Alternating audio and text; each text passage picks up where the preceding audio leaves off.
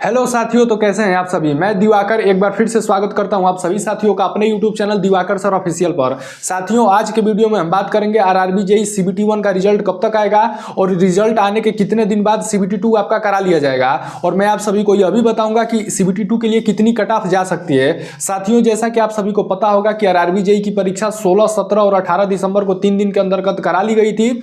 उसके बाद इसका आंसर की 23 दिसंबर को रिलीज कर दिया गया था। उसके बाद से यूट्यूब पर लगातार कट ऑफ की वीडियो बनाई गई अलग अलग टीचरों द्वारा। कोई कट ऑफ 40 नंबर बता रहा है, तो कोई 50 नंबर, तो कोई 60 नंबर, तो कोई 70 नंबर। परंतु रियल में कट ऑफ कितनी जाएगी मैं आप सभी लोगों को इस वीडियो के माध्यम से बताने वाला हूं। साथियों, कट ऑफ बताने से पहले मैं आप सभी को एक चीज क्लियर कर देता हूं कि मैंने खुद भी हर शिफ्ट के पेपर को एनालिसिस किया हुआ है, ताकि मैं आपको कट ऑफ का एक एग्जैक्ट आइडिया बता सकूं। मैं खुद भी एक इलेक्ट्रिकल इंजीनियर हूं और मैंने 2023 में भाभा एटॉमिक रिसर्च सेंटर में एग्जाम क्रैक किया हुआ था। तो भाई सेलेक्टेड हैं और सिलेक्शन दिलाएंगे। तो यदि चैनल पर नए आए हैं तो प्लीज हमारे चैनल को सब्सक्राइब कीजिएगा, इस वीडियो पे एक प्यारा सा लाइक कीजिएगा। साथियों, कट ऑफ बताने से पहले मैं आप सभी को पेपर लेवल के बारे में पहले बता देता हूं कि पेपर का लेवल कैसा रहा है। तो साथियों, जो पेपर का लेवल रहा है आरआरबी जेईई का, काफी खतरनाक रहा है इस बार मेरे भाई। Paper moderate to hard level का पूछा गया था। कोई सा भी शिफ्ट हो, पेपर ढंग का पूछा गया था, स्टैंडर्ड लेवल का पूछा गया था। साथियों, मैथ और रीजनिंग के जो क्वेश्चन पूछे गए थे काफी लेंदी पूछे गए और पूरा घुमा घुमा करके पूछा गया था, जिससे कारण बच्चों ने काफी ज्यादा टाइम अपना मतलब इन्वॉल्व कर दिया क्वेश्चन को सॉल्व करने में। और बहुत सारे बच्चे तो 100 क्वेश्चन तक भी नहीं पहुंच पाए, वो 80-90 क्वेश्चन जाते जाते उनका पूरा समय खत्म हो गया। साथियों, करंट अफेयर की बात करें तो करंट अफेयर काफी ज्यादा हाई पूछा गया था। जो अच्छे अच्छे पढ़ने वाले बच्चे थे वो 10 में से केवल 2 से 3 ही क्वेश्चन अटेम्प्ट कर पाए हैं। तो साथियों, पेपर का लेवल तो काफी हार्ड रहा है इस बार, इसमें कोई डाउट वाली बात नहीं है। साथियों, आप किस जोन से फॉर्म भरे हैं और आपकी कैटेगरी क्या है और आपके कितने नंबर आ रहे हैं, कमेंट बॉक्स में जरूर बताइएगा। इससे मैं आप सभी को कट ऑफ बताने में और भी ज्यादा मुझे आसानी मिलेगी और समय मिलते मैं आप सभी को रिप्लाई भी कर दूंगा कि आपका सिलेक्शन हो सकता है या नहीं हो सकता है। तो साथियों, कमेंट बॉक्स में जरूर बताइएगा अपनी कैटेगरी को, अपने मार्क्स को और अपने जोन को। तो साथियों, मैं आप सभी को बता दूं 16 तारीख की जो पहली शिफ्ट थी और दूसरी शिफ्ट थी वही थोड़ी आसान लगी है मुझे।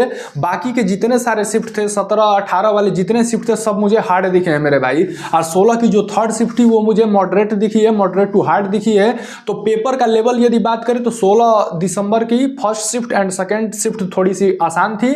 बाकी के जितने भी शिफ्ट थे सारे हार्ड थे भाई साहब। 16 की जो पहली और दूसरी शिफ्ट थी वो भी हार्ड ही थी, परंतु कंपेरिजन किया जाए और अदर शिफ्ट से तो वो थोड़ी आसान रही है।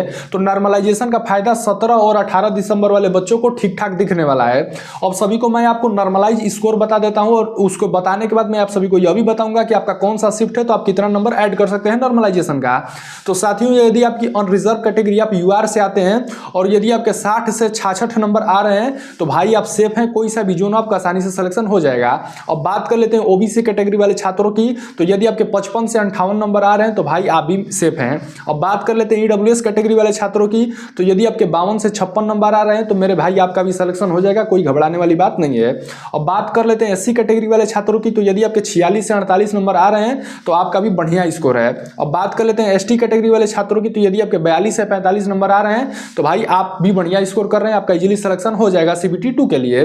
तो साथियों, ये मैंने जो आपको अभी बताया है ये नॉर्मलाइज स्कोर बताया है। और मैं आपको बता देता हूं कि आपके जितने नंबर आ रहे हैं उसमें कितना आपको नॉर्मलाइजेशन के मार्क्स ऐड करने हैं। तो साथियों, सपोज करिए यदि कोई लड़का है उसके कट पिट करके रॉ मार्क्स आ रहे हैं, सपोज करिए 40 नंबर, तो उसको कितना ऐड करना होगा। तो यदि उसकी शिफ्ट इजी वाली रही है तो उसको 2 से 3 नंबर ऐड करना है, यानी कि 40 से उसको 42 से 43 कर लेना है। यदि उसकी शिफ्ट मॉडरेट रही है तो उसको अपने में 4 से 5 नंबर ऐड कर लेने हैं, यानी कि उसको 40 से अपने 45 नंबर कर लेने हैं। और यदि उसकी हार्ड शिफ्ट रही है तो उसको 8 से 10 नंबर ऐड कर लेने हैं, यानी उसके रॉ मार्क्स यदि 40 आ रहे हैं तो उसको 48 से 50 नंबर अपने मार्क्स को कंसीडर कर लेने हैं। तो साथियों, मैंने आपको बता दिया है, यदि आपके हमारे बताए अनुसार नंबर आ रहे हैं तो भाई आप बिल्कुल सेफ हैं, आपको बिल्कुल भी घबराने की जरूरत नहीं है, आपका इजीली सिलेक्शन हो जाएगा, कोई सा भी जोन हो। तो साथियों, ये जो मैंने आपको नॉर्मलाइज मार्क्स बताया है इसके अंदर यदि आप आ रहे हैं तो कोई दिक्कत वाली बात नहीं रहने वाली है। मैंने आपको यह भी बता दिया है कि आपको नॉर्मलाइजेशन के कितने नंबर जोड़ने हैं। यदि इजी शिफ्ट है तो 2 से 3 नंबर, मॉडरेट है तो लगभग 5 नंबर और हार्ड है तो 8 से 10 नंबर आप ऐड कर लीजिएगा अपने रॉ मार्क्स में। उसके बाद आप देखिएगा कि हमारे बताए अनुसार जो कट ऑफ है उस रेंज में आप आ रहे हैं कि नहीं आ रहे हैं। साथियों अब बात कर लेते हैं कि CBT 1 का रिजल्ट कब तक आ सकता है। तो साथियों CBT 1 का जो रिजल्ट आने की मुझे संभावना लग रही है वो मिड ऑफ फरवरी में आने की लग रही है। मुझे लग रहा है कि 15 फरवरी तक इसका 100% रिजल्ट आ जाएगा CBT 1 का RRB JEE का।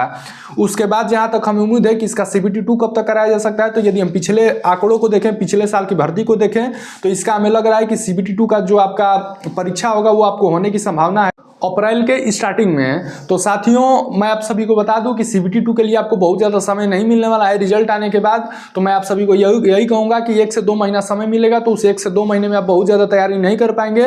जो बच्चों के टेक्निकल बहुत वीक हैं, भले उनके पास डिग्री होती है, बहुत सारे डिप्लोमा वाले बच्चे क्या करते हैं, बीटेक वाले कि नॉन टेक ही ज़्यादा पढ़ते हैं, जिससे कि उनका CBT 1 तो क्लियर हो जाता है, परंतु CBT 2 में वो जा करके छट जाते हैं।